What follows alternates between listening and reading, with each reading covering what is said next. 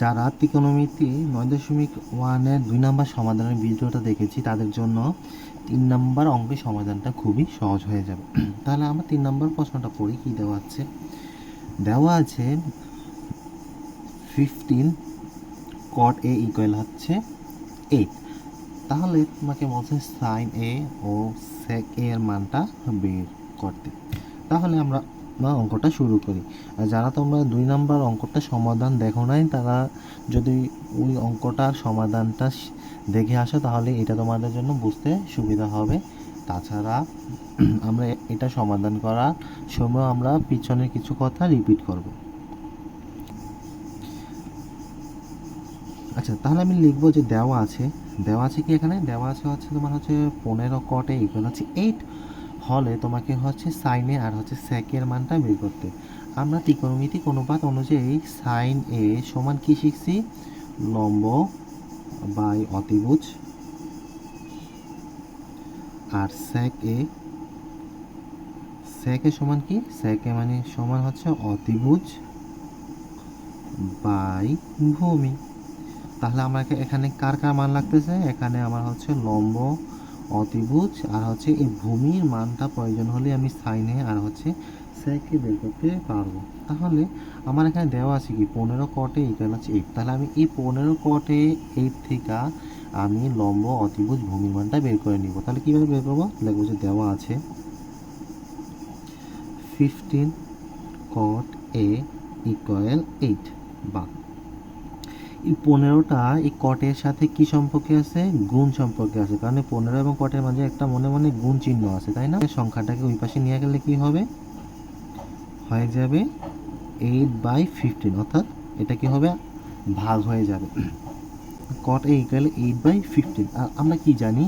আমরা জানি যে cot a সমান হচ্ছে তোমার ভূমি বাই লম্ব, ভূমি বাই লম্ব। তাহলে এখানে এই যে 8 কি? 8 হচ্ছে তোমার মূলত ভূমি, তাই না? আর এই যে 15, এই 15 মূলত হচ্ছে তোমার লম্ব। তাহলে মূলত আমি কি পেয়ে গেছি? মূলত আমি হচ্ছে ভূমি সমান 8 পেয়েছি আর হচ্ছে লম্ব সমান 15 পেয়েছি। তাহলে আমার এখান থেকে অতিভুজটা লাগবে, কারণ আমি জানি যে সাইনের সমান হচ্ছে লম্ব বাই অতিভুজ। লম্ব পেয়ে গেছি কিন্তু অতিভুজটা পেয়ে নেই। তাহলে অতিভুজটা পেতে হলে কী করতে হবে? পিথাগোরাস যে উপপাদ্য ব্যবহার করতে হবে। তাহলে আমরা লিখব যে পিথাগোরাস যে উপপাদ্য অনুসারে, বা লিখতে পারো যে আমরা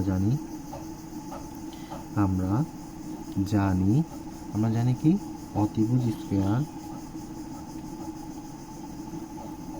ইকুয়াল লম্ব স্কয়ার প্লাস ভূমি স্কয়ার।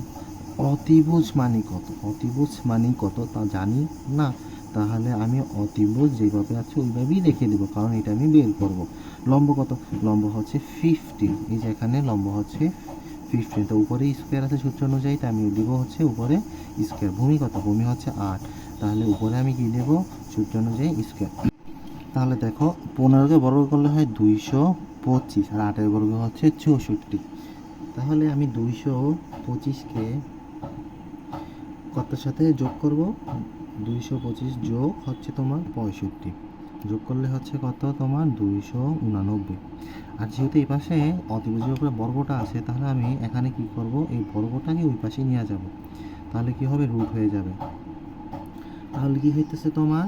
যে আমি রুট করব কাকে? তো 89কে রুট করলে কত হয়? 289কে রুট করলে হয় তোমার হচ্ছে 17।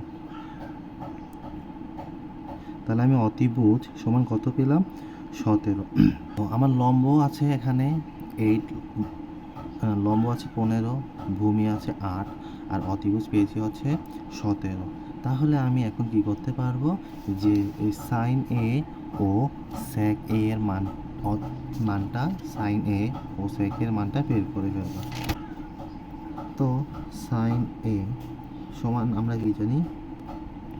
লম্ব বাই অতিভুজ। তাই আমি লম্ব কত পেয়েছি? বলো তো? লম্ব পেয়েছি হচ্ছে 15, লম্ব পেয়েছি 15, অতিভুজ পেয়েছি কত? অতিভুজ পেয়েছি হচ্ছে তোমার 17। লম্ব হচ্ছে 15 আর অতিভুজ হচ্ছে 17। তাহলে এই 15/17 কার মান? 15/17 হচ্ছে তোমার সাইন এ এর মান। তাহলে আমার বাকি আছে কি? বাকি আছে হচ্ছে তোমার সেক। তাহলে আমি লিখব আবার, তাহলে সেক এর মানটা আমাকে বের করতে বলছে। তাহলে সেক এর মানে হচ্ছে তোমার ভূমি বাই অতিভুজ। ভূমি বাই অতিভুজ। তাহলে ভূমি কত? ভূমি আমরা পেয়েছিলাম 8, আর অতিভুজ কত পেয়েছি? অতিভুজ পেয়েছি 17। তাহলে আমরা বলতে পারি যে সেক এ সমান হচ্ছে 8/70। তাহলে এটাই হচ্ছে আমাদের অ্যান্সার।